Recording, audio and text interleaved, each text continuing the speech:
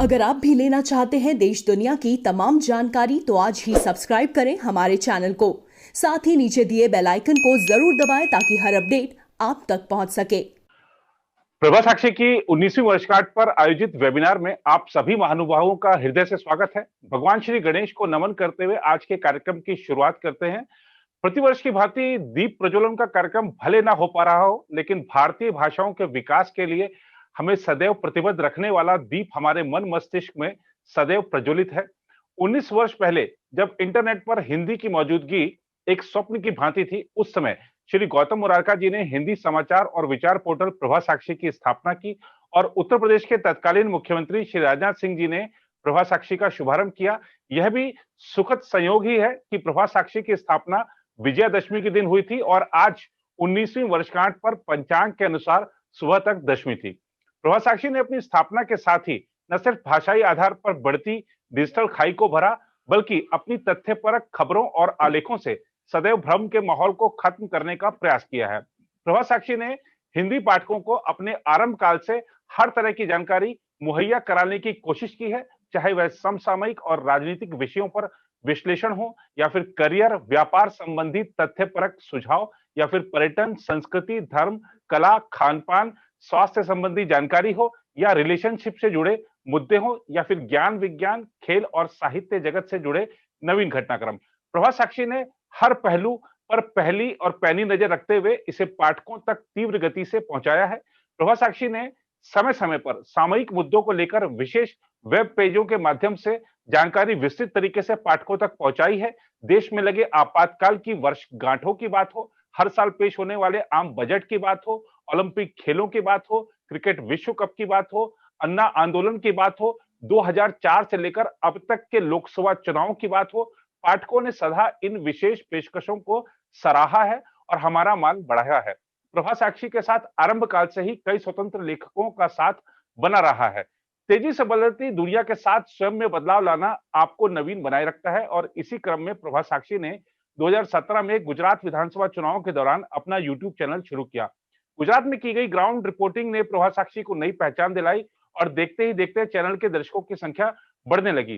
प्रभा साक्षी ने इसके बाद से हुए सभी विधानसभा चुनाव में संबंधित राज्यों में जाकर कवरेज तो की ही, साथ ही 2019 के लोकसभा चुनाव में ऐसा रिकॉर्ड बनाया जो अब तक देश में प्रभा साक्षी के अलावा कोई भी अन्य समाचार वेबसाइट नहीं बना पाई है।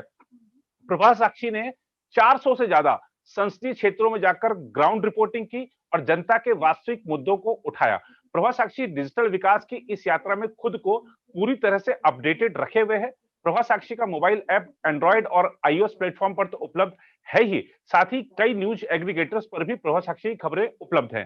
प्रभा साक्षी अन्य समाचार पोर्टलों से इस मायने में भी अलग है कि यहाँ आप खबरें सिर्फ पढ़ ही नहीं सकते, बल्कि देख भी सकते हैं और सुन भी सकते हैं। आज हमारी परिचर्चा की शुरुआत हम देव भाषा संस्कृत से करेंगे। संस्कृत कैसे रोजगार परक भाषा है, इसके बारे में श्रीमान दिनेश कामत जी हमें संबोधित करेंगे। श्री दिनेश कामत जी संस्कृत भारती के अखिल भारतीय संगठन मंत्री हैं। मैं श्री कामत जी का स्वागत करता हूं और आपसे आग्रह करता हूं कि वह अपना संबोधन शुरू करें।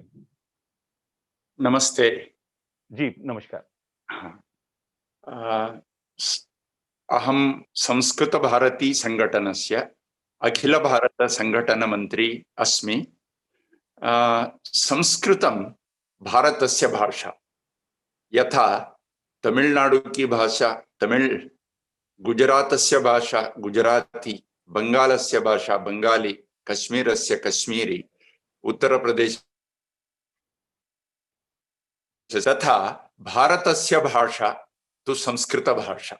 संस्कृतं सर्वान् एकीकरोति।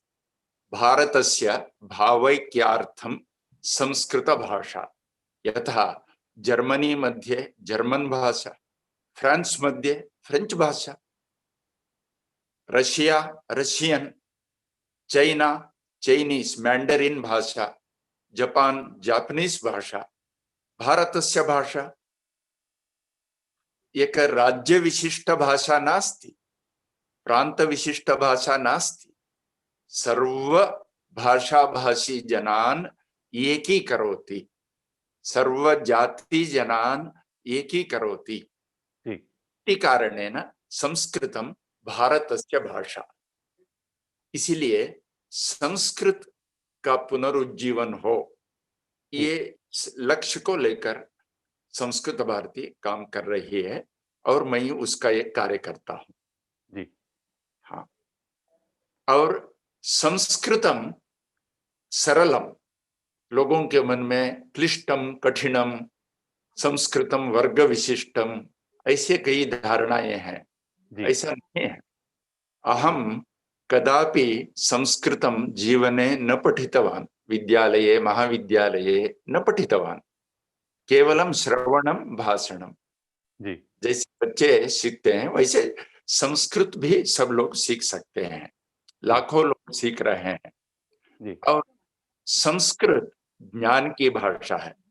संस्कृत में 45 लाख पांडुलिपिक ग्रंथ है। देयर आर 45 लाख मैन्युस्क्रिप्ट्स इन संस्कृत। ज्ञान की भाषा है। आज पूरे विश्व में इकोनॉमी पूरा मेल्टडाउन हो गया है जी। ये अध्वस्त हो गया है, ऐसे लोग बोलते हैं जी। और इकोनॉमी के लिए नॉलेज इज पावर। जिसके पास ये पहले पेट्रोल जिसके पास है उनका पावर शक्ति ऐसा था जी। ये काल चला जा रहा है। पहला सेना जिनकी पास है वो पावर ऐसे लोग बोलते थे जी। अभी सेना का पावर भी नहीं है, अब नॉलेज इज पावर। और बहुत बड़ी बात है। There are 45 lakh manuscripts plus 5 lakh manuscripts have been smuggled out of India.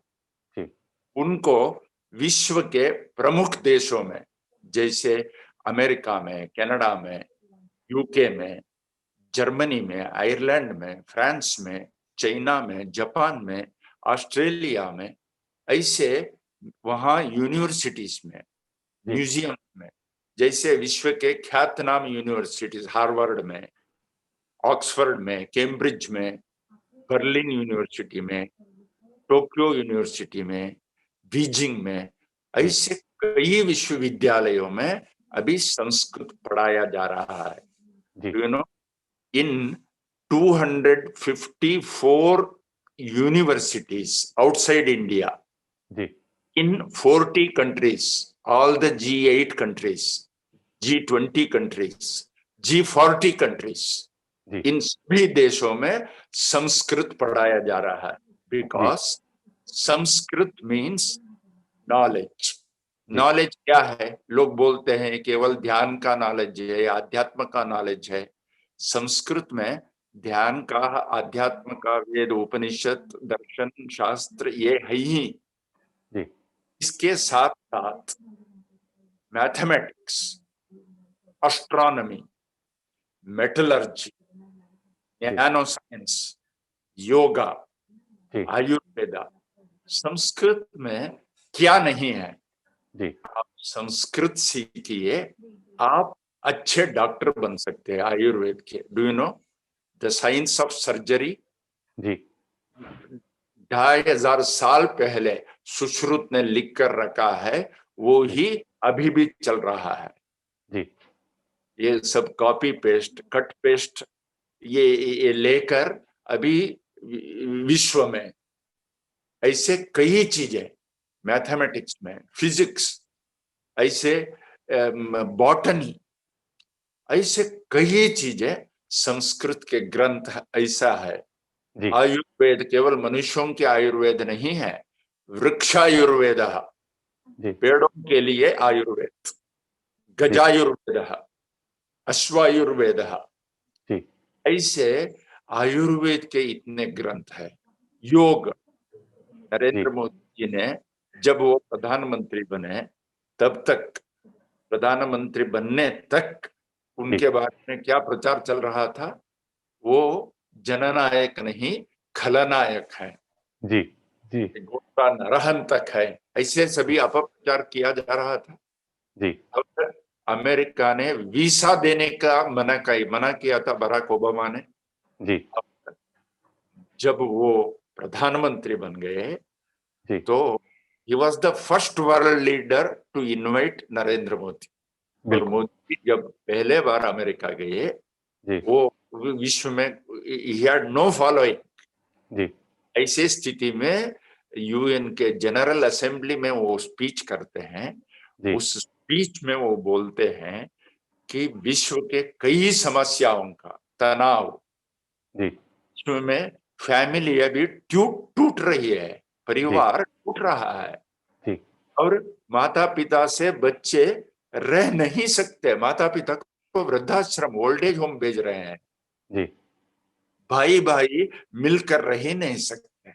जी ऐसे अविभक्त कुटुंब ये चला जाकर सब जगह विच्छेदित कुटुंब, जी डिवाइडेड फैमिलीज, पति पत्नी मिलकर नहीं रह सकते हैं, ऐसे तनाव, ऐसी स्थिति। जी इसको परिहार तो भारत के परिवार व्यवस्था, ये इसके पीछे योग है, योग युज्यते इति योगः। जी एवं एतादृश कुटुंब पद्धति तदर्थम योगः आवश्यकः। जी योगासन, योग केवल योगासन नहीं है, योग में यमः नियमः आसनम प्रत्याहारः प्राणायाम ध्यानम धारणम समाधि अष्टांग योग लोग सीखना चाहते हैं। मोदी जी ने बताया विश्व योग दिवस मनाना चाहिए जून 21।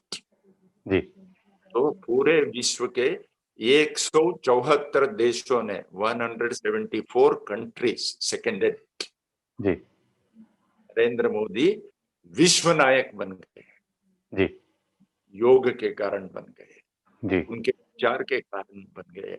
जी अब देखते हैं विश्व के लोग योग सीखना चाहते हैं, भारत के प्रति देखते हैं, योग क्या केवल कसरत है क्या, केवल योगासन है क्या? जी योग के यम नियम सीखने के लिए आपने संस्कृत सीखना ही चाहिए। जी योगः चित्त वृत्ति निरोधः, योगः मनः प्रशमनोपायः, युज्यते इति योगः, ये सभी पतंजलि के योग सूत्र। जी ये सीखना है तो संस्कृत को ही आपने सीखना है। जी विश्व के लोग संस्कृत सीख रहे हैं। जी yoga is a $multi-billion industry today. जी योग के साथ साथ संस्कृत सीख रहे हैं। जी अब ये कोरोना आ गया, जी कोरोना को अभी तक नो वैक्सीन, उसका प्रिवेंशन भी नहीं है, इसके no preventive medicine, no curative medicine. जी ये क्या है, इनॉक्युलेशन क्या है बताइए आप। किंतु हमारे यहाँ आपको ऐसे नहीं आ सकते। जी ऐसे भारत में देखिए, भारत की जनसंख्या क्या है, ये चाइना छोड़ेंगे तो भारत है द्वितीय स्थान पर जनसंख्या में, किंतु भारत में कितने प्रमाण में कोरोना है अभी, जी उसमें भी जो वेस्टर्न लाइफस्टाइल इनका है वो चले जा रहे हैं। जी आयुर्वेदिक लाइफस्टाइल, यहाँ दिल्ली में आयुर्वेदिक ऑल इंडिया इंस्टीट्यूट जो है, उसमें जो जितने हजार लोग अभी तक एडमिट हो गए, गत 7 माह का अनुभव गवर्नमेंट रिपोर्ट बता रहा है, जी एक भी मर नहीं मर गए, एक भी। जी और एक को भी उससे संक्रमित नहीं हो गए वहां के स्टाफ। जी इसका कारण क्या है? और आयुर्वेद या अंग्रेजी माध्यम से पढ़ा जा सकता है क्या? अब अंग्रेजी में पढ़ते हैं उनको ये पंचकर्म क्या कैसे समझेंगे आप? जी अष्टांग हृदयम, इसको ट्रांसलेट करिए। जी वात, कफ, ये वात के लिए क्या है शब्द, जी के लिए क्या है? संस्कृत के श्लोकों में लिखा है आयुर्वेद, श्लोकों में है, कविता के रूप में है आयुर्वेद ग्रंथ। योग के सूत्र रूप में है और श्लोक रूप में है, क्योंकि ये पूरा ज्ञान ये याद भी रहे। ऐसे एक संस्कृत की एक विशेषता है। संस्कृत ऐसे आयुर्वेद ये कितने बिलियन डॉलर इंडस्ट्री आप बता सकते हैं। हमारे यहाँ निःशुल्क अभी भी आयुर्वेद दवा देने वाले हैं, निःशुल्क, गाँव गाँव में है। किसी का ये हड्डी टूट गई, उसके लिए दवा देंगे। एक पणकम अपि तेन स्वीकुर्वन्ति, उनको कुछ नहीं लेंगे, गाँवों में अति सामान्य जीवन जिएंगे। बिल्कुल बिल्कुल। हाँ, ऐसी एक ज्ञान परंपरा ये संस्कृत में है। बांधव, संस्कृत ऐसे आप देखिए, ये स्पीच थेरेपी यानी जिनका उच्चारण नहीं है, जिनको स्टैमरिंग है, ऐसे लोग ये संस्कृत यदि सीखेंगे, संस्कृत में बोलना शुरू करिए। बोलने के लिए उच्चारण अ आ इ ई, संस्कृत की वर्णमाला, अभी सभी भारतीय भाषाओं में वही वर्णमाला है, उससे भी थोड़ा अक्षर ज्यादा है संस्कृत में। हाँ, ऐसे अ आ इ ई, देखिए क्रम कैसा है, स्वर का क्रम आ ई उ र ए ओ ङ हा, साइंटिफिक लैंग्वेज। और कंठ से आएगा क ख ग घ न, जुआ तालु लगेगी, तालु को जुआ स्पर्श करेगी, च छ ज झ ञ, जुआ आगे मूर्धा स्पर्श करेगी, ट ठ ड ढ न, जुआ दांत का स्पर्श करेगी, त थ द ध न, उष्ठयोः मेलनम, प फ फ भ म, क वर्ग और च वर्ग, क ख ग घ ङ च छ ज झ ञ, ये पक्षियों की भाषा वहां से शुरू होती है। काव काव, चिली पिली, ये सभी वहां से शुरू होता है। ट ठ ड ढ ण, त थ द ध न, ये जलचरों की, जैसे मछलियों की भाषा, मेंढकों की, एम्फीबियंस, उभयजीव, ऐसे वहां वटर वटर बोलेंगे, टप बोलेंगे, टप टप बोलेंगे, ये उनकी जलचरों की और एम्फीबियंस की भाषा। और मनुष्य की भाषा तो प फ ब भ म से शुरू होते, माँ बोलते हैं, शवा माँ, पप्पा बोलेंगे। ये सभी भाषाओं में, केवल भारतीय भाषाओं में ऐसा नहीं है। ये संस्कृत की वर्णमाला केवल एक भाषा की वर्णमाला नहीं है। It is the science of pronunciation, it is science of pronunciation of every language in the world. केवल ये संस्कृत का नहीं है, या कोई ये वर्णमाला, ये उच्चारण शास्त्र केवल कश्मीरी का नहीं, केवल बंगाली, असमिया, तमिल, तेलुगु, मलयालम का नहीं, ये रशियन का, Spanish. If you know Sanskrit pronunciation, if you can pronounce Sanskrit, you can pronounce not just the Indian languages. आप बंगाली भी बोल सकते हैं, आप तमिल भी बोल सकते हैं, आप मलयालम भी बोल सकते हैं, आप गुजराती भी बोल सकते हैं, हिंदी भी उच्चारण ठीक कर सकते हैं। उल्टा, आप मलयालम मातृभाषी हैं, आपका बंगाली उच्चारण कैसे रहेगा? आप बंगाली मातृभाषी हैं, आपका मलयालम उच्चारण कैसे रहेगा? दक्षिण वाले कोई हिंदी बोलेंगे, आप कई बार देखते रहते हैं, अरे ये क्या, आप तमिलनाडु के हैं क्या, आप कर्नाटक के हैं क्या, ऐसे पूछेंगे आप। और हिंदी वाले आप तमिल बोलेंगे, हमें भी पता चलता है आप तमिल के नहीं हैं। किंतु देखिए, ये जैसे अंग्रेजी भारत आए, वो कुड दे प्रोनाउंस देहली,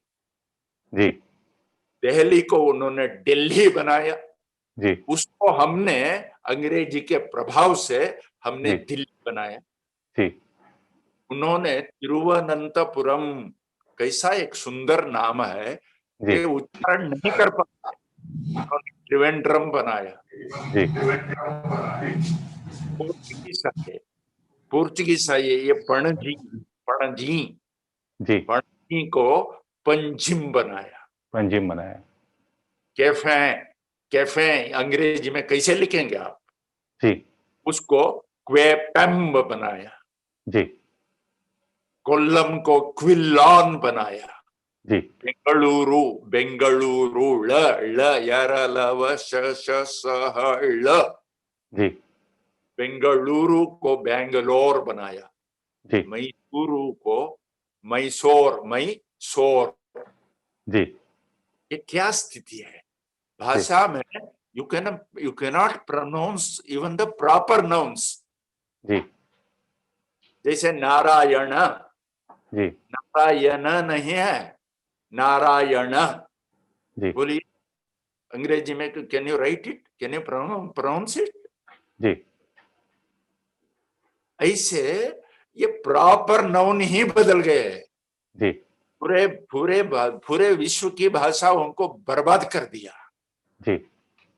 और Sanskrit, because it is scientific, it is, आप संस्कृत सीखेंगे उल्टा। अब भारतीय विश्व के सभी देशों में है। वो जर्मनी जाएंगे, जर्मन जैसे जर्मनी के लोग जर्मन जैसे बोलते हैं, वैसे जर्मन बोल सकते हैं। इसीलिए भारतीयों को सब जगह डिमांड है, क्योंकि they can express perfectly, meticulously. इसीलिए भारतीय सॉफ्टवेयर इंजीनियर्स पूरे विश्व में है। केवल सॉफ्टवेयर इंजीनियर्स नहीं, भारत के डॉक्टर्स, भारत के बिजनेसमैन। अब देखिए, इकोनॉमिक कैपिटल लंदन ऐसे बोलते हैं, लंदन ऐसे बोलते हैं। और लंदन के जो इकोनॉमी है उसमें more than 25% of the economy London की इट इज कंट्रोल्ड बाय गुजरातीस। हाँ, ये इट इज बिकॉज ये भारत के हैं और भारतीय भाषा के कारण they can pronounce any language.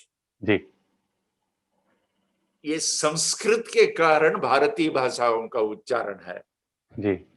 ऐसे Sanskrit, it is the mother of all the Indian languages, and it has enriched every language, not just Indian languages. It has enriched even English, even Greek, Latin. ये sir William Jones बोलते हैं, विद्वान। ऐसे कई लोगों ने बताया है। इसलिए गीता अभी पूरे विश्व में पढ़ाया जाता है। आपको आश्चर्य होगा, गीता केलॉग्स में, यानी अमेरिका के, यानी पूरे विश्व के ख्यात नाम मैनेजमेंट इंस्टीट्यूट है, उसमें गीता पढ़ाई जाती है। न्यू सीटन हॉल यूनिवर्सिटी है यूएस में, उसमें हर छात्र को गीता कंपलसरी है।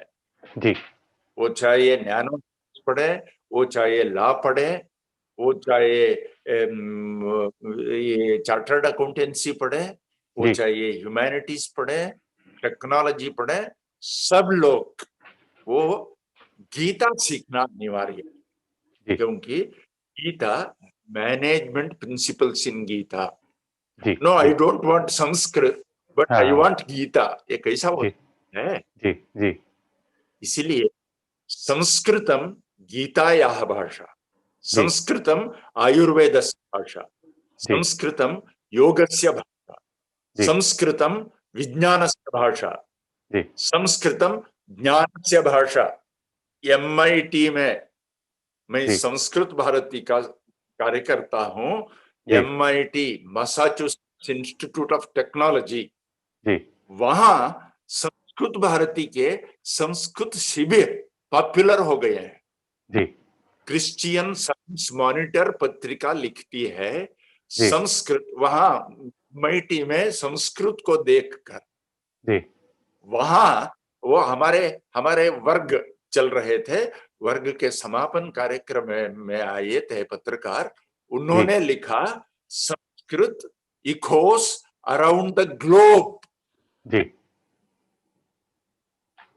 अभी अभी हमने संस्कृत भारती ने हमने IIT रुड़की के लोगों ने हमारा संपर्क किया। भाई साहब, हम we want to teach Sanskrit. Sanskrit का क्या सर्टिफिकेट कोर्स करना चाहते हैं, क्या कर सकते हैं? हमने उनको एक सुझाव दिया, सब लोग सुभाषित चाहते हैं, संस्कृत के सुभाषित, क्योंकि संस्कृत सुभाषित ही एक ज्ञान भंडार है, उसमें पर्यावरण विज्ञान है, उसमें नीतिक शास्त्र है, इट्स अ मॉरल सेंस। ऐसे संस्कृत में कई चीजें हैं, जैसे थोड़ा सा क्षमा चाहूंगा, इस बीच हमारे साथ श्री धर्मलाल कौशिक जी जुड़ चुके हैं, जो कि छत्तीसगढ़ विधानसभा में नेता प्रतिपक्ष हैं। आपका बहुत बहुत स्वागत है प्रभात साक्षी की वर्षगांठ संबंधी कार्यक्रम में। और हमारे साथ अभी जैसे मैं आपको बताना चाहूंगा कि श्री दिनेश कामत जी, जो कि अखिल भारतीय संगठन मंत्री हैं संस्कृत भारती के, संस्कृत कैसे रोजगार परक भाषा है उसके बारे में अपना संबोधन कर रहे हैं। आप कृपया जारी रखें। एवं संस्कृतम अद्य योगस्य भाषा, आयुर्वेदस्य भाषा, संस्कृतम प्राचीन ज्ञानस्य भाषा, विज्ञानस्य भाषा। हाँ, आप ये बृहत् संहिता, ये भास्कराचार्य का पुरातन ग्रंथ है। बृहत् संहिता में बोलते हैं, एक पर्टिकुलर पेड़ बताया है, कई पेड़ उन्होंने बताए हैं, जैसे जम्बू वृक्ष, यानी जम्बू फल जो है उसका वृक्ष, उस वृक्ष से इतने फीट दूर, अब इतने फीट डेप्थ में, वो बताते हैं 20 फीट डेप्थ में वहां आपको पानी मिलेगी ही। एग्जैक्ट फीट में लिखा है उन्होंने, जम्बू वृक्ष के इतने फीट दूर, ये भी ये पूर्व दिशा में या दक्षिण दिशा में, आग्नेय दिशा में, ये भी बोलता है। इतने आगे और इतने नीचे आपको पानी मिलेगी, एग्जैक्टली। अब संस्कृत बिना सीखे, अभी किसी IIT में पूछिए, वो संस्कृत सीखे वाले नहीं मिलते, संस्कृत नहीं है वहां। अभी इसीलिए IIT रुड़की में वहां के लोगों ने हमारा संपर्क किया। IIT रुड़की और संस्कृत भारती मिलकर हमने ऐसे एक वर्ग हम चला रहे हैं, अब चल रहा है, प्रेजेंट चल रहा है। उनका सोच था एक 50-100 लोग आएंगे वर्ग में, इसीलिए उन्होंने हमसे कोलैबोरेशन किया संस्कृत भारती से। उस वर्ग में उन्होंने रजिस्ट्रेशन जब ओपन किया, उन्होंने बताया विद इन मिनट्स 100 लोग भी भर्ती हो गए। हमने बताया आप ओपन रजिस्ट्रेशन रखिए, केवल युवाओं के लिए ओपन रजिस्ट्रेशन रखिए। आपको आश्चर्य होगा, with in 3 days 14,000 youth registered for IIT। ये हमारे सुभाषितम संस्कृतम इस वर्ग के लिए, ये कोरोना समय में अब वर्ग चल रहा है, 40,000 रजिस्टर्ड। ज्ञान की भाषा है, इसीलिए संस्कृत पढ़ना चाहते हैं। संस्कृत में ज्ञान के ग्रंथ हैं, केवल ये पुण्य के लिए संस्कृत नहीं। कोई ये वेंकटेश सुप्रभातम सुनने के लिए, इतने के लिए, कोई स्तोत्रमाला सुनने के लिए नहीं है। संस्कृत एक पूजा पाठ की भाषा तो है ही, संस्कार उनकी भाषा है। ये स्पीच थेरेपी का मैं बोल रहा था, संस्कृत का उच्चारण सीखिए आप, you can pronounce any language in the world. दूसरा, संस्कृत अभी आपने बताया वहां के छत्तीसगढ़ के मंत्री आए हैं, छत्तीसगढ़ राज्य में मैं छत्तीसगढ़ के सरकार को अभिनंदन करता हूं। छत्तीसगढ़ सरकार ने संस्कृत एक रोजगार परक भाषा इसे आइडेंटिफाई किया है। It is the first government to identify Sanskrit ऐसे एक रोजगार परक। वहां ज्योतिष शास्त्र की भाषा, बच्चे ज्योतिष शास्त्र पढ़कर अभी उनका रोजगार वहां छत्तीसगढ़ में मिल रहा है। छत्तीसगढ़ पूजा पाठ की भाषा, इसीलिए पूजा पाठ के कोर्स उन्होंने शुरू किए। संस्कृत योग की भाषा, योग के कोर्सेस शुरू किए उन्होंने। ऐसे कई कोर्सेस उन्होंने शुरू किए हैं। संस्कृत वास्तु की भाषा है, ये वास्तु के कोर्स शुरू किए उन्होंने। ऐसे विद्यालय के स्तर से ही ये छत्तीसगढ़ ने शुरू किया है। मैं अभिनंदन करता हूं छत्तीसगढ़ सरकार को। ये सभी सरकारों ने ये करना चाहिए। जी जी बिल्कुल। ये संस्कृत को अभी IITs भी ला रहे हैं। ये एक उपक्रम शुरू हो गया है। जैसे IIT मुंबई संस्कृत अधिकृत रूप में वहां एक डिपार्टमेंट ही शुरू किया, भारतीय इंडियन नॉलेज ट्रेडिशन, इसका एक डिपार्टमेंट शुरू किया। वहां संस्कृत पढ़ाया जा रहा है। अभी IIT खड़गपुर ने IIT कानपुर ने ऐसे संस्कृत के अध्यापक है। धीरे धीरे अभी IIT गुवाहाटी के लोगों ने हमारा संपर्क किया है। JNU ने अभी इस डिमांड को देखकर संस्कृत भारती मिलकर एक सर्टिफिकेट कोर्स चलाया। उनके बाद 40 छात्रों का एक बैच, उन्होंने एक पढ़ाने के लिए एक टीचर दीजिए, क्योंकि संस्कृत भारती की स्पेशलिटी रही है। गिवन 2 hours a day, घंटाद्वयं ददातु 10 दिवसेषु भवान संस्कृतेन संभाषणं कर्तुं शक्नोति। Give us 2 hours a day, within 10 days you can speak Sanskrit। ऐसे उन्होंने बताया हम 2 घंटा नहीं दे सकते हैं, 1 घंटे का 1 माह का सर्टिफिकेट कोर्स चलाएंगे। ठीक, हमने बताया रजिस्ट्रेशन आप 40 लोगों को लिमिट मत करिए, आप ओपन रजिस्ट्रेशन। उन्होंने बताया ओपन रजिस्ट्रेशन रखेंगे तो 100-200 लोग आएंगे, उतने आप दे सकते हैं क्या? हमने बताया हम देंगे। ने भी आपको आश्चर्य होगा, विदिन 3 days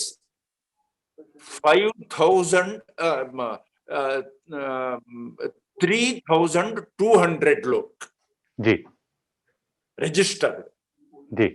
और उन लोगों को सिखाने के लिए हमने अराउंड 100 शिक्षकों को हमने लगाया ऑनलाइन सर्टिफिकेट कोर्स। 6 बजे से 7 बजे पूरा माह चला। अभी नॉर्थ ईस्ट में लोग बोलते हैं यहाँ सभी ट्राइबल हैं, संस्कृत कुछ नहीं चाहते हैं, उनका तो अलग ही है, ऐसे सभी जो बोलते हैं। हमने पूर्वोत्तर संस्कृत मंथनम ऐसे प्रोग्राम वेबिनार किया, 7 दिन का, हर दिन 2 घंटा। आपको आश्चर्य होगा, 3 घंटा चलते रहा। 1000 लोग 1000 लोग पीपल रजिस्टर। बाद में हमने बंद किया क्योंकि जूम से 1000 लोगों को वहां चला सकते थे।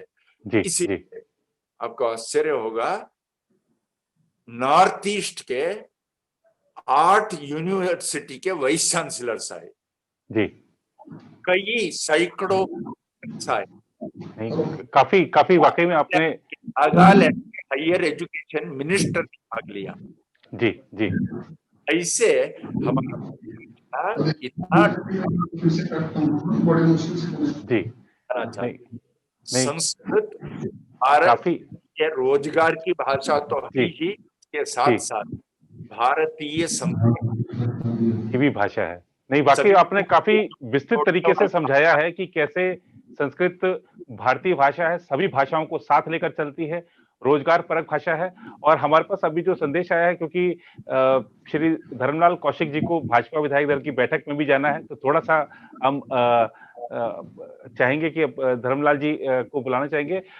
इसमें एक चीज मैं बताना चाहूंगा आप सभी को कि मातृभाषा हिंदी सदैव क्षेत्रीय भाषाओं के विकास और भविष्य की भी चर्चा करती है और उन्हें साथ लेकर चलती है। इसी कड़ी में हम सबसे पहले बात करेंगे छत्तीसगढ़ी की, जिस पर चर्चा के लिए हमारे साथ जुड़ रहे हैं श्री धर्मलाल कौशिक जी। श्री कौशिक जी छत्तीसगढ़ विधानसभा में नेता प्रतिपक्ष हैं, आप विधानसभा अध्यक्ष भी रह चुके हैं। मैं आमंत्रित करता हूं श्री कौशिक जी को अपना संबोधन देने के लिए। नमस्कार जी। नमस्कार।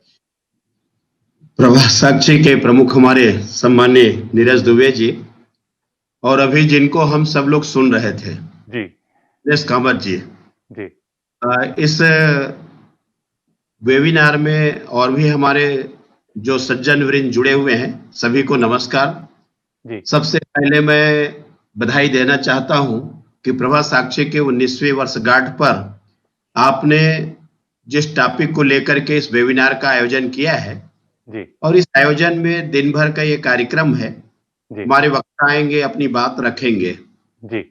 मैं कामत जी को सुन रहा था कि खास करके संस्कृत के बारे में जी। संस्कृत हमारे देववाणी है जी, और देववाणी के साथ में यहाँ पर हमारे जन्म से लेकर के स्वर्गारोहण तक के जो संस्कार हैं जी, संस्कृत में उसका उच्चारण, यदि हम सो करके उठते हैं जी, और धरती पे पैर रखने के पहले जब हम प्रणाम करते हैं माता को, तब भी हम संस्कृत में इस श्लोक का उच्चारण करते हैं जी। तो एक प्रकार से कि हमारे जो जीवन के जो दिनचर्या है, जो हमारे शैली है जी, उसमें अनादिकाल से जो संस्कृत का प्रभाव रहा है जी, और आज भी हमारे चाहे दुर्गा पूजन के हो, गणेश जी के पूजा के हो जी, या हम भगवान शिव जी का जब अभिषेक करते हैं, तो जहां भी अभिषेक की बात और पूजा पाठ की बात आती है तो मूलतः उसका संस्कृत में ही उच्चारण है। जी। वेद व्यास जी ने जब गोस्वामी तुलसीदास जी ने हिंदी में रामचरितमानस की रचना की, लेकिन मूल ग्रंथ आप देखेंगे तो वाल्मीकि महाराज जी ने और वेद व्यास जी के बाकी लोगों की हम जब बात करेंगे तो निश्चित रूप से मूल जो ग्रंथ है वो संस्कृत में ही हमारे रामचरितमानस रामायण के रूप में हमारे प्रचलित हुए हैं। जी। श्रीमद् भागवत कथा या हम गीता की बात करेंगे जी। तो गीता की जब हम बात करेंगे तो भी वो संस्कृत में ही उसका जो मूल उच्चारण में है। और इस प्रकार से हम अपने जीवन के जो हमारे पद्धति है, जीवन जो जीने की हमारी कला है, इन सारे कला में यदि कोई है तो देववाणी के रूप में हमारे जो संस्कृत है जी, आज उसके मुझे लगता है कि प्रचार प्रसार की ज्यादा आवश्यकता है। जी। इस प्रकार से पश्चिमी साहित्य ने, पश्चिमी भाषा ने अपना जो स्थान लिया जी, और स्थान लेने के बाद में ये चाहे वो मेडिकल साइंस का हो जी, या हम अन्य बातों पर जब देखेंगे तो ये आया कि इंग्लिश है और यदि अंग्रेजी है तो उसके स्थान पर हमारे जो मूल है संस्कृत को हम स्थापित करके उसमें हम क्यों नहीं किया जा सकता। उसके अभी दिनेश कामत जी ने अनेक उदाहरण, खड़गपुर का उदाहरण, अनेक यूनिवर्सिटी का जो उदाहरण उनके द्वारा प्रस्तुत किया गया है और मैं निश्चित रूप से इससे सहमत हूं कि इसको आगे बढ़ाया जाना चाहिए। जी। जहां तक मैं छत्तीसगढ़ की बात करूं और छत्तीसगढ़ी की मैं बात करूं, जी, हम सबको मालूम है कि छत्तीसगढ़ मध्य प्रदेश का अभिन्न अंग रहा है। जी। और अभिन्न अंग रहने के बाद में जो एक समय पे जो बात आई कि छत्तीसगढ़ राज्य अलग बने, इसके लिए विभिन्न समय पर विभिन्न हमारे जो लोगों के द्वारा, यहाँ के महापुरुषों के द्वारा कि छत्तीसगढ़ी को लेकर के कि हमारा छत्तीसगढ़ राज्य की स्थापना हो। लेकिन मैं इसके लिए जब वो अस्तित्व में आया इस देश के तत्कालीन प्रधानमंत्री अटल बिहारी वाजपेयी जी को मैं बधाई देना चाहता हूं कि जहां भी वो होंगे वहां से हमको आशीर्वाद दे रहे हैं जी कि छत्तीसगढ़ यदि राज्य अस्तित्व में आया, आज उसका भौगोलिक स्वरूप यदि छत्तीसगढ़ का हम देख रहे हैं, वो देने वाले अटल बिहारी वाजपेयी जी हैं जी। और उसके बाद में छत्तीसगढ़ राज्य बन गया। छत्तीसगढ़ राज्य बनने के बाद में फिर यहाँ पर जोगी जी पहले मुख्यमंत्री बने, फिर बाद में डॉक्टर रमन सिंह जी बने जी। समय पर ये बातें आती गई कि भाई हम पूरे हिंदुस्तान की यदि बात करेंगे तो हिंदुस्तान में बहुत सारे ऐसे प्रदेश हैं। हम गुजरात में गुजराती की बात करते हैं, पंजाब में पंजाबी की बात करते हैं, हम यदि आंध्र प्रदेश में या अन्य प्रदेश उड़ीसा में उड़िया की बात करते हैं, बंगाल में बंगाली की बात करते हैं, तो छत्तीसगढ़ तो हमारी लोक भाषा है, प्रचलित भाषा है। आखिर छत्तीसगढ़ी को हम यहाँ पर अडॉप्ट क्यों नहीं कर पा रहे हैं? छत्तीसगढ़ी हमारे, तो इसके बाद में हम सबको मालूम है कि छत्तीसगढ़ी के प्रति जो लगाव लोगों के मन में रहा जी। 2007 में विधानसभा के द्वारा छत्तीसगढ़ को राजभाषा के रूप में यहाँ पर अडॉप्ट किया गया, पारित किया गया और पारित करने के बाद में हिंदी के साथ में छत्तीसगढ़ भी राजभाषा की दर्जा हासिल कर ली। लेकिन राज दर्जा हासिल करने के बाद में इसको फिर राजभाषा आयोग बनाया गया डॉक्टर रमन सिंह जी के कार्यकाल में, भारतीय जनता पार्टी की सरकार में जी। छत्तीसगढ़ राजभाषा आयोग का भी गठन हो गया और गठन होने के बाद में मूलतः यदि छत्तीसगढ़ को देखेंगे तो जिस प्रकार से हमारे हिंदी देवनागरी लिपि जो है, उसी प्रकार से छत्तीसगढ़ का कोई अलग से लिपि नहीं है जी। हिंदी का ही हम लोगों ने अडॉप्ट किया और हिंदी के जो देवनागरी लिपि है छत्तीसगढ़ में उन्हीं शब्दों का प्रयोग किया जाता है जी। और हमारा जो लिपि है वो हिंदी ही है जी। अब हिंदी के बाद में जब यहाँ पर राजभाषा आयोग बन गया तो वास्तविक में राजभाषा आयोग बनने के बाद में अब छत्तीसगढ़ में हमारे जो व्याकरण हिंदी से छत्तीसगढ़ी, अंग्रेजी से छत्तीसगढ़ी जी, उसका भावार्थ, उसके साथ में अब उसका जो शोध का भी जो विषय है वो छत्तीसगढ़ी में आ गया है जी। और बहुत सारे विकल्प जो छत्तीसगढ़ के भाषा को स्थापित करने के लिए लगातार प्रयास यहाँ पर जारी है जी। वैसे छत्तीसगढ़ की मूल भाषा छत्तीसगढ़ी है, इसलिए यहाँ कोई बोलने में दिक्कत नहीं है जी। लेकिन ये जो स्थापित होने की जब बात आती है जी, तो स्थापित होने की बात को तो आज भी हिंदी को भी कठिनाइयों का सामना करना पड़ रहा है जी। देखे होंगे तत्कालीन एक घटना आई, वो जो घटना आई वो अपने चेन्नई को लेकर के कि एयरपोर्ट पे जब उनको पूछा गया तो उन्होंने कहा कि इंग्लिश में आप बात कीजिए, हिंदी में मैं समझ नहीं पा रही हूँ, या हिंदी का उन्होंने ये कहा कि मेरा अपमान है कि हिंदी में बात करके। आप सोचिए कि हिंदी यहाँ की हमारी मूल भाषा है और मूल भाषा होने के बाद में 1947 में देश को आजादी मिली, लेकिन आज भी आप नॉर्थ ईस्ट में जाएंगे तो हिंदी समझ जाते हैं लेकिन बोलना नहीं चाहते। आप साउथ में जाएंगे तो केरल में हिंदी जानते हैं लेकिन बोलना नहीं चाहते। उसी प्रकार से आपके तमिलनाडु है, आपके आंध्रा में है जी। तो आज भी हिंदी जो है वो संघर्ष कर रही है जी।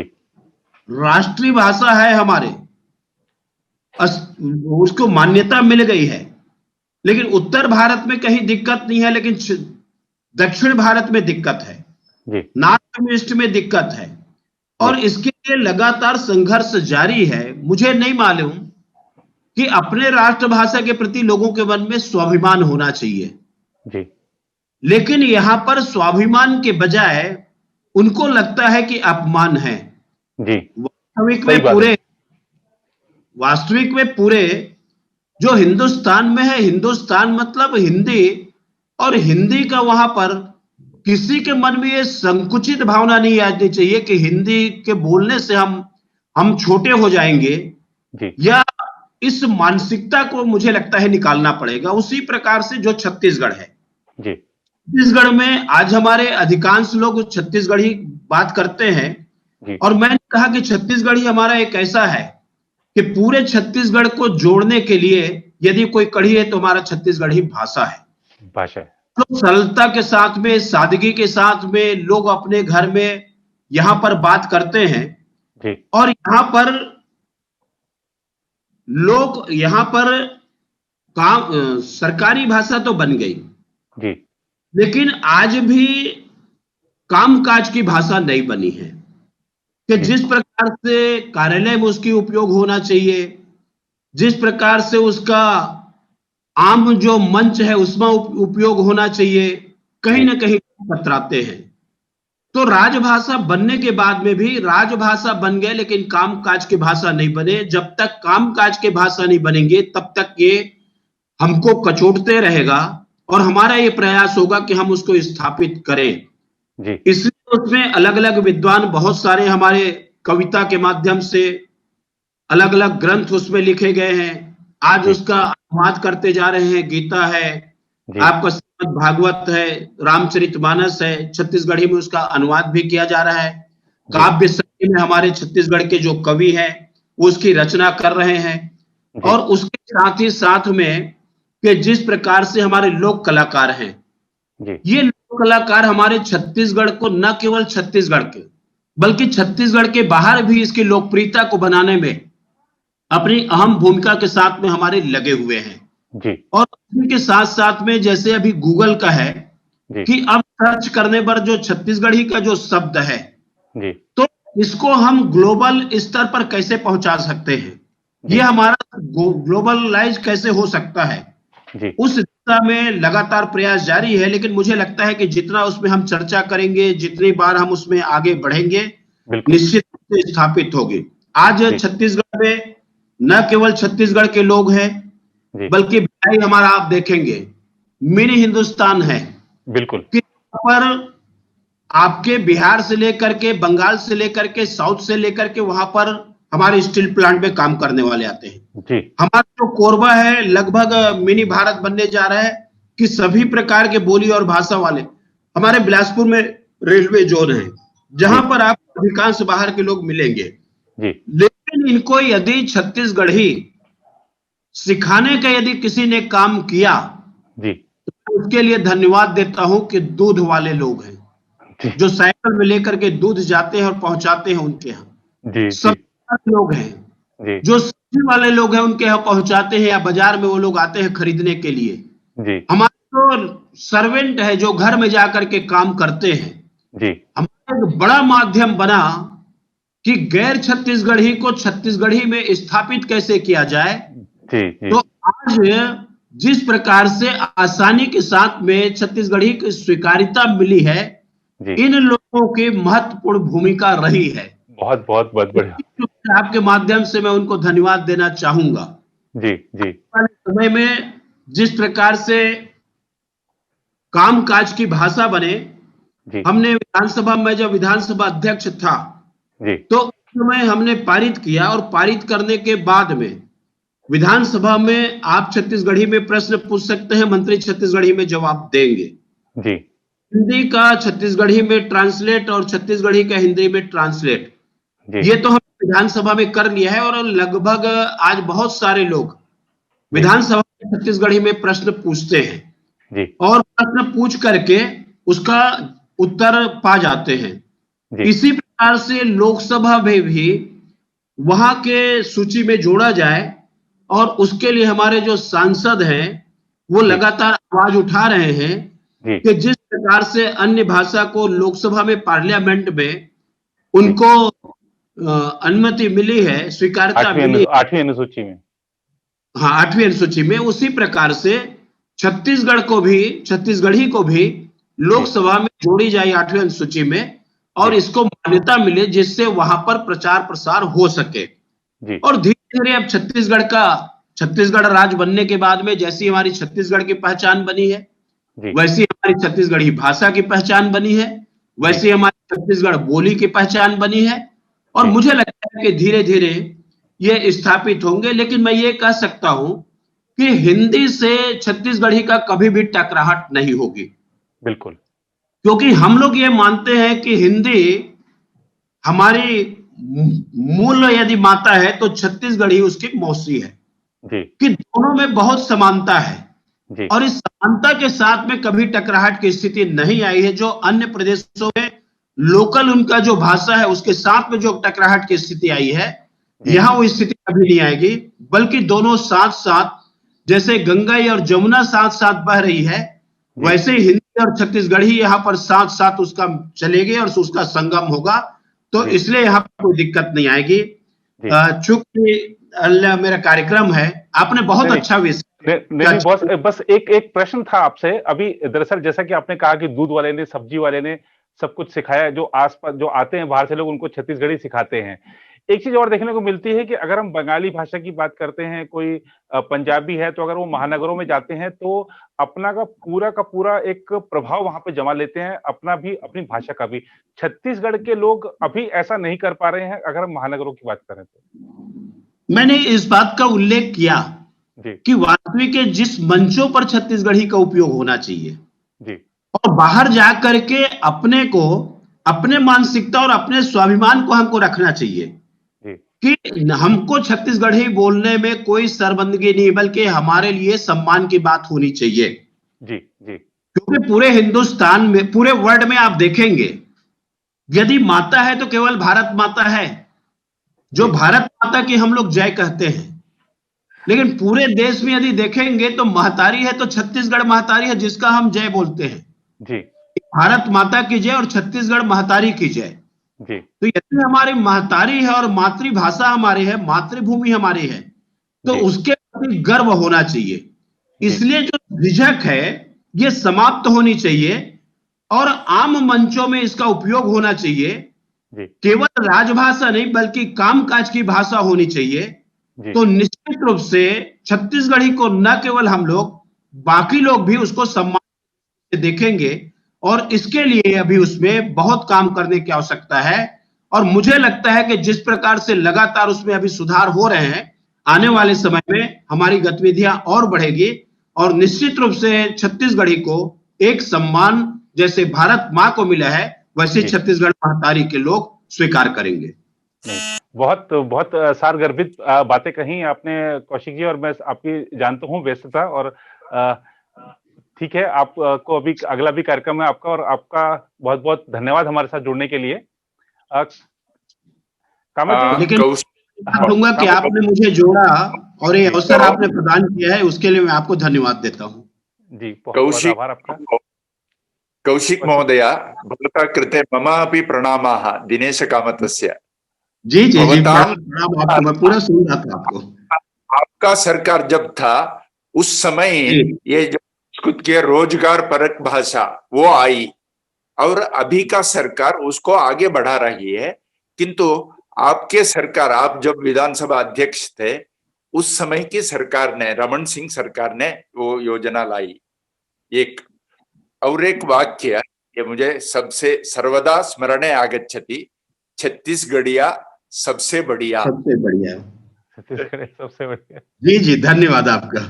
जी, बहुत अच्छा जी, बहुत अच्छा लगा आपका। जी, आभार आपका।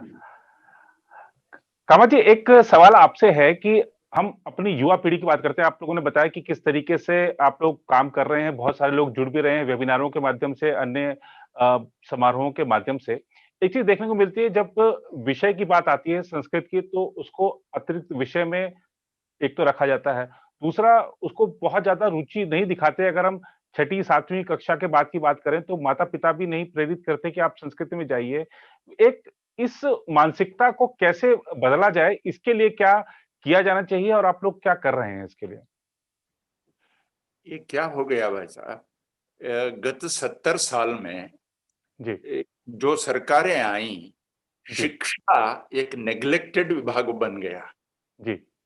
हाँ, ये पहले से ही जो शिक्षा मंत्रियां जो बने वो भी ये मुगल इतिहास को श्रेष्ठ इतिहास ऐसे मुगल युग को ये यहाँ बताया गया, या अंग्रेजियों का युग को बताया गया, किंतु हमारे लिए जैसे गुप्त का स्वर्ण युग के बारे में कौन बताएगा? शैलेंद्र ने हमारा साम्राज्य पूरे साउथ ईस्ट एशिया में बढ़ गया था। कृष्णदेवराय को कितने लोग जानते हैं? और पूरे असम में कोई मुगल आक्रमण ही कर नहीं पाया। असम अहम राज्य, इसके बारे में कहाँ है? इतिहास ही नहीं है। ऐसे एक गलत इतिहास पढ़ाया गया। अब उस इतिहास को पढ़कर जो बड़े हो गए, जो ये हमारे नेता बन गए, वो लोग किसी शिक्षा नीति ला सकते हैं? और इसके कारण संस्कृत को नेग्लेक्ट किया गया। और अंग्रेजियों ने संस्कृत सिखाने के लिए जो तरीका अपनाई, जो पद्धति अपनाई, उसमें ग्रामर ट्रांसलेशन मेथड, पहले व्याकरण सिखाओ और संस्कृत को और भाषा से सिखाओ। अरे ग्रामर ट्रांसलेशन, अनजाने अज्ञात्वा सर्वे संस्कृतम जानन्ति, सब लोग संस्कृत जानते हैं। क्योंकि सभी भाषाओं में, जो छत्तीसगढ़ी हो, हिंदी हो, बंगाली हो, असमिया हो, गुजराती हो, मराठी हो, बंगाली हो, तमिल, तेलुगु, मलयालम, कन्नड़ भी हो, सभी भाषाओं में संस्कृत यानी परसेंटेज अलग हो सकता है। तमिल में 20% हो सकता है, तेलुगु में 70% है, 80% है, ये मलयालम में 60-70% है। मैं कन्नड़ का एक गीत की एक पंक्ति बोलता हूँ, सुनिए। भारत जननीय तनुजाते जय हे कर्नाटक माते, ये कर्नाटक का राजगीत है, राजगीत। इतने संस्कृत शब्द हैं। अभी बंगाली गीत बोलता हूँ, जन गण मन अधिनायक जय हे, ये बंगाली है। हर शब्द संस्कृत का है। इसीलिए सब लोगों को सभी भाषाओं में जन जन मन मन गण गण वही शब्द है। इसीलिए संस्कृत सब लोगों की भाषा है। और एक प्रश्न और होता है कि आजकल कई कंपनियों के, जब आप ग्राहक प्रतिनिधि सेवा को आप जब भी फोन करते हैं, तो ऐसी बहुत सारी कंपनियां मैंने देखी कि 12-14 भारतीय भाषाओं में आप बात कर सकते हैं। आप इस भारतीय भाषा में बात करने के लिए मलयालम के लिए ये दबाइए, कन्नड़ के लिए ये दबाइए। एक तो सबसे पहली बात आती है कि हम हिंदी के लिए हमेशा 2 दबाइए, और ये जो मैंने आपको बताया कि अन्य जो क्षेत्रीय भाषाओं को फिर भी प्रमुखता मिल जाती है, संस्कृत क्यों नहीं है वहां पर, और क्यों नहीं होनी चाहिए? ये जो हमारे जो पॉलिसी मेकर्स हैं, उनसे पूछिए क्या हो गया है। हर भाषा राज्य भाषा है, ये सभी वोट कैचिंग भाषा है। हाँ, उस भाषा को जैसे अभी छत्तीसगढ़ को प्रोत्साहन नहीं देंगे, छत्तीसगढ़ी को, छत्तीसगढ़ के लोग वोट नहीं देंगे, बिल्कुल। और कन्नड़ को नहीं देंगे तो कर्नाटक में आपको वोट नहीं मिलेगा। तमिल भाषा से नहीं बोलेंगे तो तमिल भाषा से वोट नहीं मिलेगा। किंतु संस्कृत का ये ही एक संस्कृत का ये क्या है, पाप है। संस्कृत भारत की बन गई, इसीलिए उनको एवरीबॉडीज प्रॉब्लम इज नोबॉडीज प्रॉब्लम। ये सब लोगों का है, इसीलिए किसी का भी नहीं है, ये का हो गया है। इसीलिए संस्कृत को ओन करने वाले नहीं है। इसके कारण शिक्षा नीति में संस्कृत को नेग्लेक्ट किया गया। तो भी त्रिभाषा सूत्र होना चाहिए। कम से कम भारत के संविधान ने इसका मान्यता दे दिया है, त्रिभाषा सूत्र, किसी त्रिभाषा। किंतु क्या हो गया है, त्रिभाषा में अभी अपनी मातृभाषा लेंगे, जैसे गुजरात में गुजराती लेंगे, अंग्रेजी लेंगे ही, उसके साथ साथ हिंदी लेंगे, और चौथी भाषा संस्कृत है, संस्कृत को लेंगे। ये परिस्थिति बन गई है। किंतु अभी सरकार ने जो नई शिक्षा नीति घोषित की है, उसमें त्रिभाषा सूत्र, कम से कम त्रिभाषा सूत्र पहले मातृभाषा कंपलसरी किया है, ये फाउंडेशनल स्टेज में, ये बहुत अच्छा हो गया। इसके कारण मातृभाषा में पढ़ते हैं, नहीं तो भारत में मातृभाषा भी अनिवार्य नहीं थी, केवल अंग्रेजी पढ़ते थे। अंग्रेजी पढ़ते थे जी। और मातृभाषा एक अतिरिक्त भाषा के रूप में पढ़ते थे, फर्स्ट लैंग्वेज इंग्लिश जी। ऐसा पढ़कर बाद में थोड़ा सीखो। अबे अंग्रेजी पढ़े लिखे बच्चे हिंदी, शुद्ध हिंदी नहीं बोल सकते जी। और हिंदी का भी मैं बोल रहा हूँ, हिंदी मातृभाषी लोग वो अरबी युक्त हिंदी बोलते हैं जी। दरवाजा खोलो, सुबह उठते ही दरवाजा, दरवाजा कहाँ से आ गई हिंदी में जी। आज का अखबार दो जी, आज की खबर क्या है जी। महिला को औरत बना दिया, भवन को इमारत बना दिया, मार्ग को रास्ता बना दिया, नगर को शहर बना दिया जी। ये संसद को पार्लियामेंट बना दिया जी। ऐसे हमारे हिंदी में देखता हूं, आपको मैं धन्यवाद देता हूं, आपका नाम वहां प्रभा साक्षी पूर्ण संस्कृत में लिखा है जी। तो अभी नाम भी मैं देखता हूं, नई दुनिया, ये दुनिया कहां से आ गई हिंदी में जी। नई दुनिया है, समाचार पत्र है, राष्ट्रीय सहारा, ये सहारा कहां से आ गई है हिंदी में जी। अरबी फारसी बोल रहे हैं जी। इसीलिए ये संस्कृत तब आएगा यदि जो पॉलिसी बनाते हैं उनको लगेगा। अभी विश्व में और देशों में, जर्मनी जैसे देशों में, फ्रांस जैसे देशों में, आयरलैंड जब हमारे प्रधानमंत्री गए नरेंद्र मोदी जी, उनको स्वागत का गीत आप यूट्यूब में देखिए, स्वागत गीत, तो संस्कृत में स्वागतम नमोस्तु ते नरेंद्र महोदया, ऐसे संस्कृत में और हमारे राष्ट्रपति थे अब्दुल कलाम, जब वो एथेंस गए, एथेंस ग्रीस गए, एथेंस में उनका स्वागत जो वहां के राष्ट्रपति ने किया, अध्यक्ष महोदया भवते यवन देशे स्वागतम जी।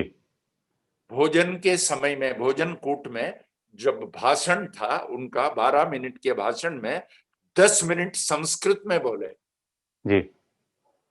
और इन्होंने पूछा अब्दुल कलाम जी ने, आप संस्कृत में बोल रहे हैं, ये क्यों बोल रहे हैं, कैसे आप संस्कृत जानते हैं?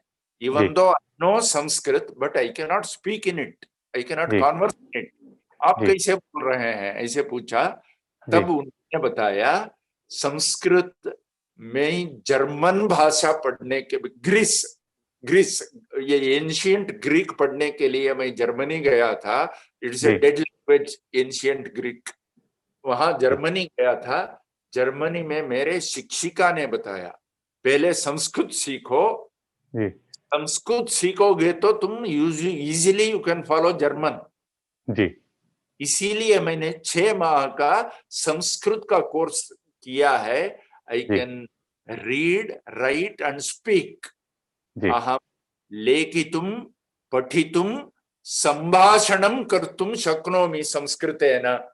और भारत के हैं इसीलिए, आप भारत के हैं इसीलिए मैं संस्कृत में बोल रहा हूँ जी जी, जी। ऐसे और हमारी शिक्षा नीति में इस बार त्रिभाषा सूत्र, ये प्राथमिक स्तर पर द्वितीय कक्षा तक तो मातृभाषा अनिवार्य है, ये अच्छा हो गया। उसके बाद तृतीय कक्षा से 8वीं तक त्रिभाषा सूत्र रखा है। अब संस्कृत कंपलसरी करिए बोलेंगे तो विरोध करने वाले आएंगे, इसलिए त्रिभाषा सूत्र रखा है। देखिए लोग, क्योंकि ये त्रिभाषा सूत्र को विरोध करने वाले सामान्य जन नहीं है, आम आदमी नहीं है, मैं सामान्य जन बोल रहा हूँ शुद्ध हिंदी में, किंतु लोगों को पता नहीं चलेगा, इसीलिए आम आदमी, ये अरबी बोल रहा हूँ, आम आदमी आम आदमी विरोध नहीं करेंगे, क्योंकि वो संस्कृत के बारे में उनकी श्रद्धा है। केवल पॉलिटिशियंस, कई पॉलिटिकल पार्टीज के कई लोग विरोध करेंगे इसीलिए, किंतु सामान्य जन तो संस्कृतम ते इच्छन्ति। और हमारा विश्वास है त्रिभाषा में एक मातृभाषा लेंगे, एक और किसी भाषा लेंगे, हिंदी लेंगे, कोई भारत में अब अंग्रेजी भी अनिवार्य नहीं है।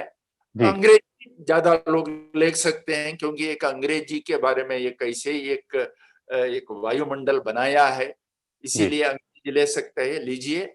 और तृतीय भाषा के रूप में संस्कृतमेव स्वीकुर्वन्ति इति अस्माकं विश्वासः। और संस्कृत लेने से उनकी हिंदी भी अच्छी होगी। बिल्कुल बिल्कुल ऐसे। और हमारा आग्रह है ऐसे ये त्रिभाषा सूत्र कम से कम ये सेकेंडरी लेवल तक, 12वीं तक, कम से कम 10वीं तक तो होना चाहिए, क्योंकि 10वीं तक के छात्र जो पढ़ेंगे उनके जीवन में पूरा जीवन वो भाषा ये रहेंगी। जैसे हिंदी मैंने 10वीं तक पढ़ी है, इसलिए मैं हिंदी में बोल सकता हूँ। मैं दक्षिण का हूँ, मैं कर्नाटक से हूँ। मैं ये संस्कृत भारती में मैं 14 साल पहले मैंने प्रवेश किया, और यहाँ आकर मैंने संस्कृत सीखी, सुनकर बोल रहा हूँ। और संस्कृत भारती में ऐसे कोर्सेस हैं, निःशुल्क संभाषण पढ़ाते हैं। अब ऑनलाइन कक्षाएं हम कर रहे हैं, लाखों लोग पढ़ रहे हैं। तमिलनाडु, आपको आश्चर्य होगा, ये कोरोना के समय में 20,000 लोग संस्कृत पढ़ रहे हैं, केवल तमिलनाडु, तमिल मातृभाषी लोग, उनको वो हिंदी भी नहीं जानते हैं। अच्छा, वो बहुत बड़ी बात। जी। ऐसे पूरे देश में पढ़ रहे हैं। मैं संस्कृत सुनकर बोलने का एक दूसरा, घर बैठे बैठे पत्राचार द्वारा संस्कृतम 6 माह का कोर्स 300 रुपया शुल्क रखा है हमने। लाखों लोग पढ़ रहे हैं। ऐसे 6 माह का 4 कोर्स, प्रवेश, परिचय, शिक्षा, कोविदः। हमने सैकड़ों पुस्तकें प्रकाशित किए हैं। एक पुस्तक वदतु संस्कृतम अभी तक 10 लाख कॉपी सोल्ड आउट। वदतु संस्कृत 5 रुपए का पुस्तक। व्यवहार साहस्री हमने प्रकाशित किया है। ऐसे कई पुस्तक, ऐसे संस्कृत सीखने के लिए लोग तरस रहे हैं। अभी नई शिक्षा नीति में अभी 8वीं तक रखा है, और बाद में विदेशी भाषा का ऑप्शन रखा है। मेरा आग्रह है विदेशी भाषा का ये एडिशनल ऑप्शनल सब्जेक्ट रखना चाहिए। एडिशनल, उसका अंक परिगणना नहीं है।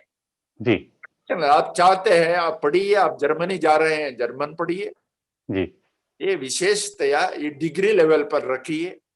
वो छोड़कर अभी जर्मनी में विद्यालय में अभी 9वीं 10वीं में क्या वो संस्कृत पढ़ा रहे हैं क्या? तो भारत में हम जर्मन पढ़ाएंगे, फ्रांस में क्या संस्कृत पढ़ा रहे हैं क्या? कोई हिंदी पढ़ा रहे हैं क्या 9वीं 10वीं में? किंतु भारत में फ्रेंच क्यों पढ़ाना चाहिए? किंतु एडिशनल ऑप्शनल रखिए आप। अब क्या है, त्रिभाषा में वो भी पढ़ सकते हैं, ये ठीक नहीं है। बिल्कुल। इसलिए त्रिभाषा में 10वीं कक्षा पर्यंतम अथवा 12वीं कक्षा पर्यंतम त्रिभाषा सूत्रों, हमको संस्कृत ही रखिए ऐसा नहीं है, हिंदी सीखने दीजिए। हिंदी तो में हिंदी भी तृतीय भाषा के रूप में सीखेंगे। गुजरात में, महाराष्ट्र में, बंगाल में, असम में, उड़ीसा में, नागालैंड में हिंदी पढ़ने दीजिए। ये ऐसे नई शिक्षा नीति में स्वागतार्ह विषय तो मातृभाषा में शिक्षा और संस्कृत, यानी ये त्रिभाषा सूत्र 8वीं तक का है।